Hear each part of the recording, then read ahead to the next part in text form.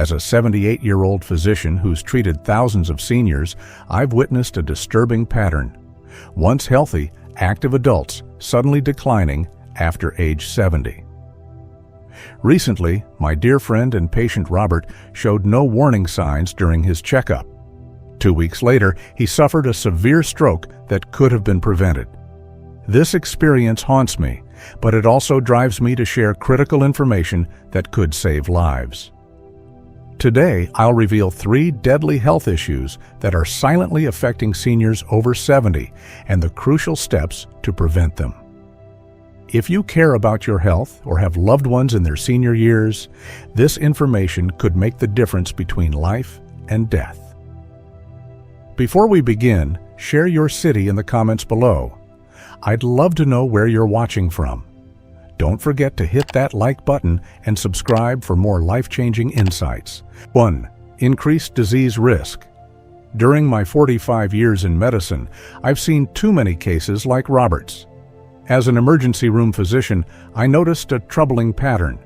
Many deadly health events in seniors over 70 show subtle warning signs weeks or even months before. Yet most people miss these signs until it's too late. Let me share what decades of medical practice and personal experience have taught me about the 3 most dangerous diseases threatening seniors after 70: cardiovascular disease, cancer, and respiratory conditions. Cardiovascular disease remains the #1 killer. The American Heart Association reports that 70% of seniors over 70 have some form of heart disease. What makes it particularly deadly is how quietly it develops. High blood pressure, often called the silent killer, damages blood vessels without any noticeable symptoms. Last month, I treated Margaret, a 75-year-old who felt perfectly fine until she suffered a major heart attack. Her only symptom had been occasional mild fatigue, which she dismissed as normal aging. Cancer presents a similar challenge. After 70, our body's ability to repair DNA damage decreases significantly, leading to higher cancer risks. The warning signs can be subtle: unexplained weight loss, unusual fatigue, or changes in appetite.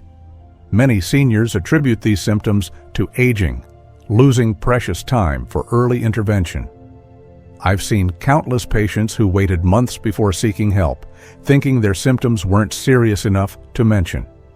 Respiratory conditions become particularly dangerous after 70.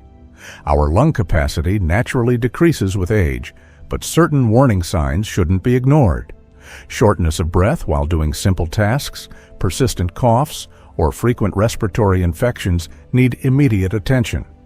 Just last week, I treated Thomas, 72, whose minor winter cough turned out to be early-stage COPD.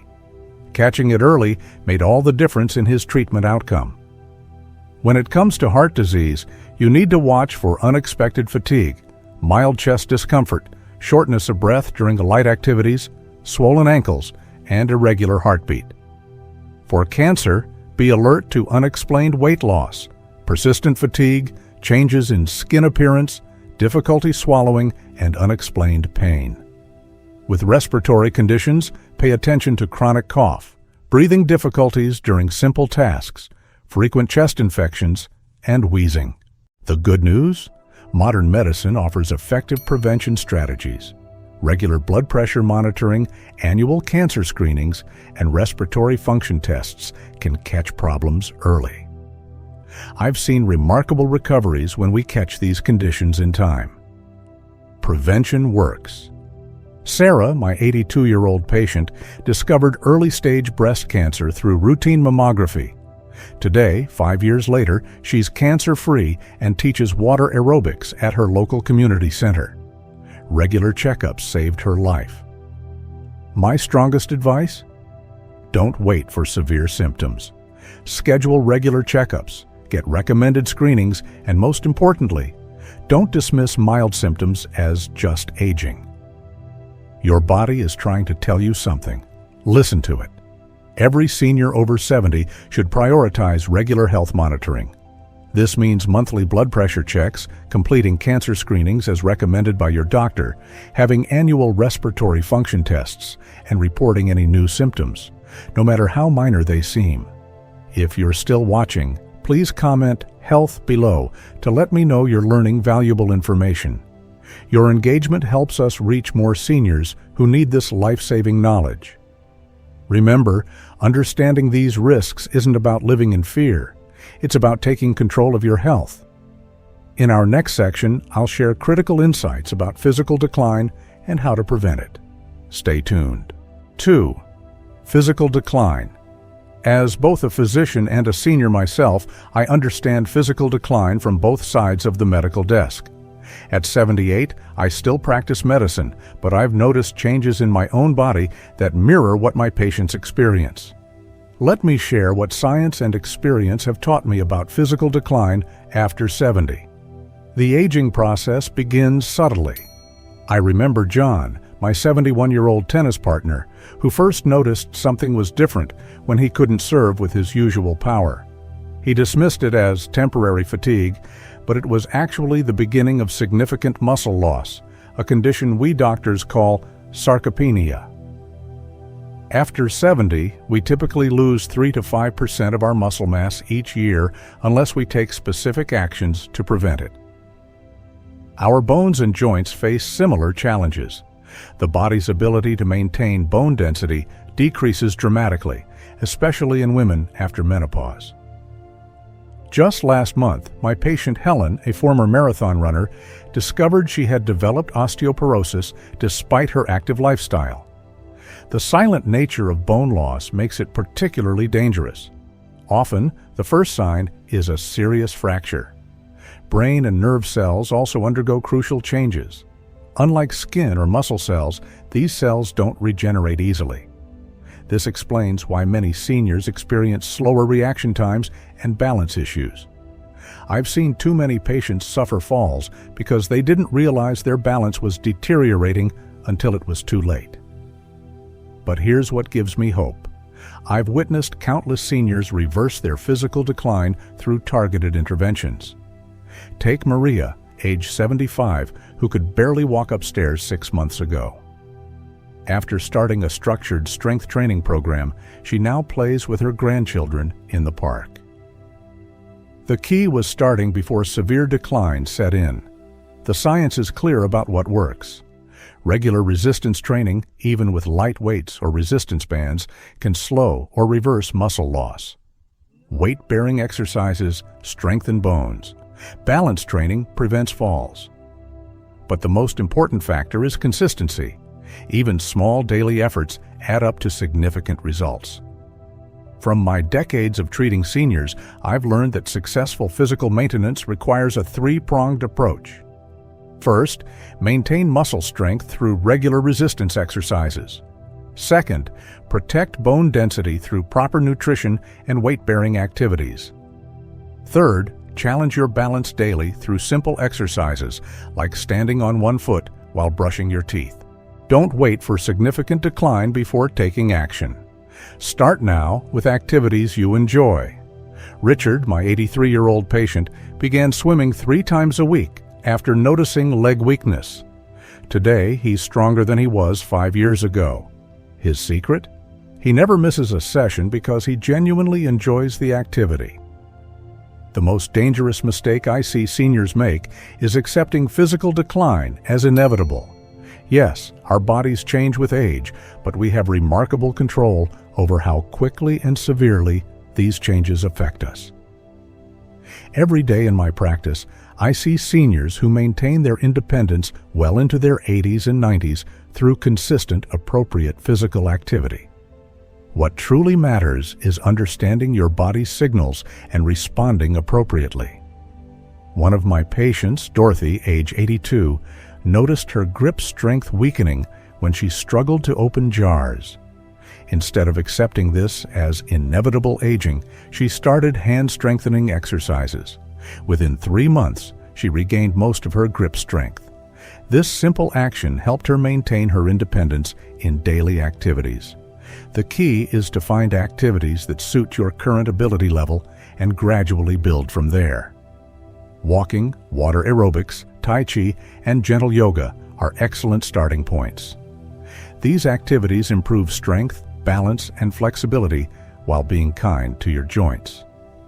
The goal isn't to become an athlete, it's to maintain functional strength and mobility for daily living.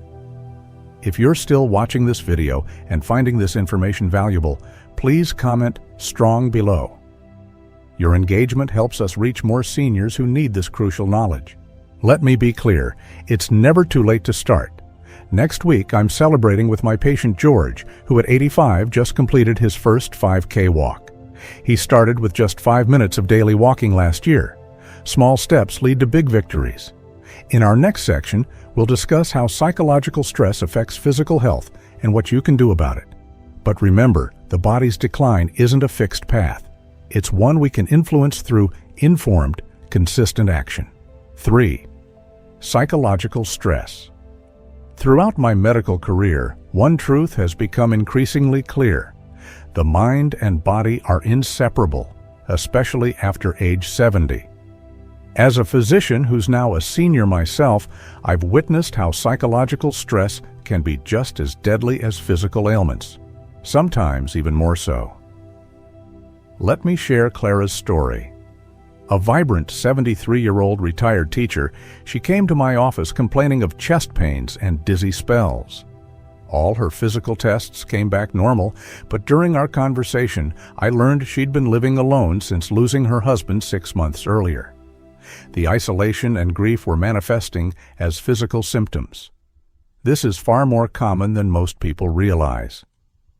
The psychological challenges seniors face after 70 are unique and complex. Many of my patients struggle with role reversals, going from caregivers to those needing care. Take David, a former business executive who prided himself on his independence. When he needed help managing his medications, he fell into a deep depression. It wasn't about the medications, it was about what they represented: a loss of autonomy. Social isolation is another silent killer. Research shows that lonely seniors have a 45% higher risk of mortality. I see this in my practice daily. Patients who maintain strong social connections consistently show better health outcomes than those who become isolated.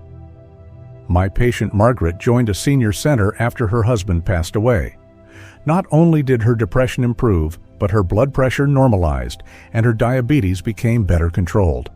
The stress of adapting to physical limitations often triggers anxiety and depression. Many seniors feel ashamed about these feelings, viewing them as signs of weakness. I tell my patients what I've learned personally.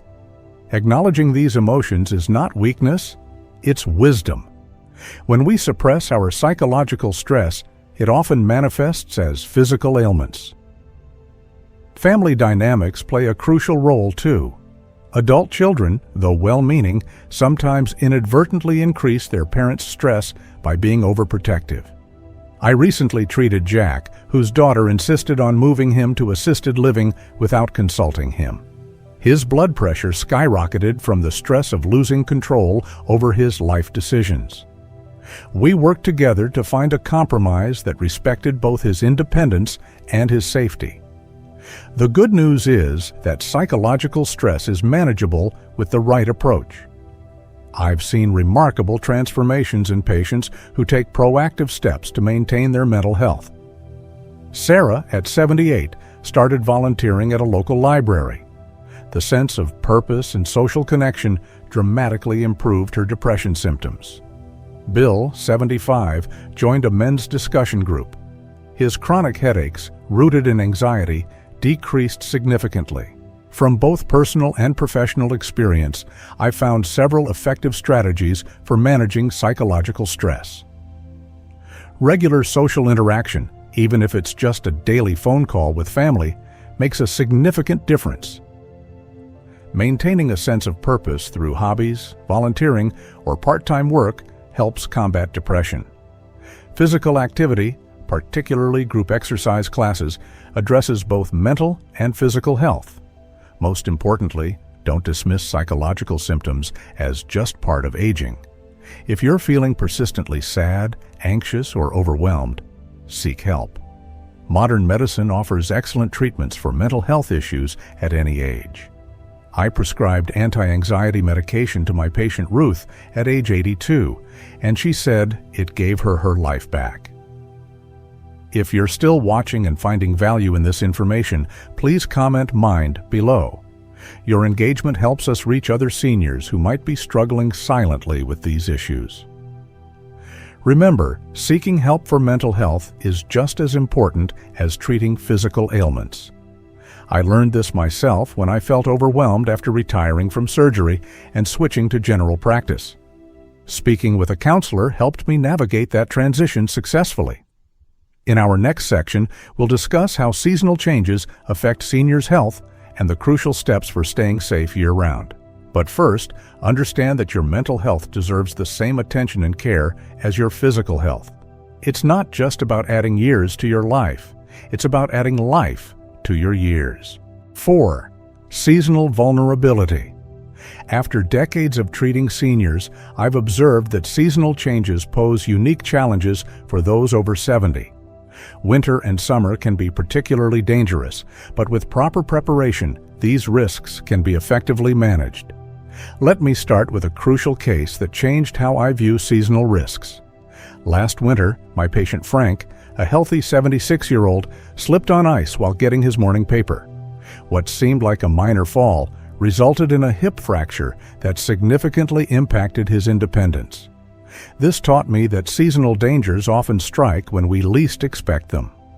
Winter presents multiple challenges for seniors. Cold temperatures constrict blood vessels, raising blood pressure and increasing heart attack risk. I've seen this with Martha, age 75, who suffered a heart attack while shoveling snow, an activity she'd done safely for years. After 70, our bodies lose their ability to regulate temperature efficiently, making us more vulnerable to both cold and heat. Summer brings its own set of risks. Last July, I treated several seniors for heat exhaustion because they didn't realize their medications made them more sensitive to high temperatures. My patient Ruth, age 82, became severely dehydrated because her blood pressure medication masked the early warning signs of heat stress. What makes seasonal changes particularly dangerous is how they compound existing health issues. During winter, reduced daylight hours often lead to vitamin D deficiency, weakening bones already compromised by age. In summer, heat can make heart medications less effective, putting additional strain on the cardiovascular system. But there's hope in preparation. Take my patient Grace, age 84, who thrives year-round because she adapts her routine to each season. During the winter, she exercises at an indoor mall walking group. In summer, she schedules her activities for cooler morning hours and stays well hydrated. From my experience, successful seasonal adaptation requires planning. In winter, arrange for snow removal services before the first snowfall. Install handrails near exterior steps. Keep indoor temperatures consistent. During summer, ensure air conditioning is working properly and create a cooling plan if it fails. I've learned that family support is crucial during extreme weather. My patient Tom, age 79, stays safe because his children take turns checking on him during heat waves and cold snaps. This simple act of regular contact has prevented numerous emergencies. The most successful seniors are those who adjust their habits seasonally. Consider James, my 81-year-old patient who switched from afternoon to morning walks during summer months. This small change helped him maintain his exercise routine safely year-round. If you're watching and finding this information helpful, please comment "Seasons" below. Your engagement helps us reach more seniors who need this vital information. Remember, seasonal changes don't have to limit your independence. By understanding and preparing for these challenges, you can stay active and healthy throughout the year. In my next update, I'll share specific strategies for each season, but for now, start thinking about how weather affects your daily routine and what adjustments might help you stay safer. Let's keep building our knowledge together for a healthier, safer life after 70. As a doctor who's walked both sides of the medical journey, I can tell you with certainty, aging after 70 doesn't have to mean declining health. By understanding and addressing these three deadly issues, disease risks, physical decline, and psychological stress, along with seasonal challenges, you can significantly improve your chances of living a longer, healthier life. Remember Robert, my patient from the beginning? After recovering from his stroke, he implemented the strategies we've discussed. Today, at 75, he's more active and healthy than ever. Your story can be similar. If this information has helped you, please share it with someone you care about. Together, we can help more seniors live their best lives after 70. Stay healthy, stay active, and never stop learning about your health.